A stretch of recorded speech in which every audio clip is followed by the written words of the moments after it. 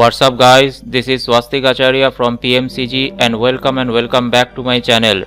In this tutorial, I am going to present a new concept or idea of Facebook cover page design in Adobe Photoshop, which is specially for the graphic designers or the graphic designing services. I am going to design it as per the latest Facebook cover design dimension, which is 820 by 312 by size with 300 resolution and RGB color mode. I am trying to design it so simply and attractively with some basic design methods and effects to make the Facebook cover page more attractive to the viewers and to creatively represent the main business information.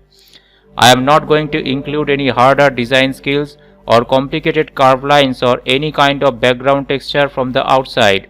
I am just going to show how you can quickly design an attractive Facebook cover page for graphic designing services or for any other purpose through some basic creative knowledge and effects of Photoshop if there is quick requirement from your client.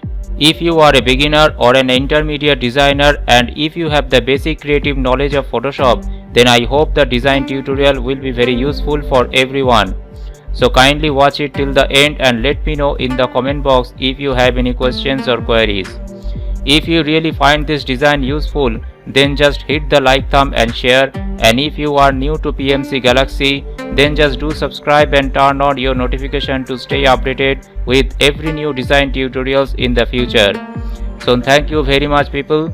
Always stay safe and take care. Keep designing, keep learning and stay tuned with PMCG.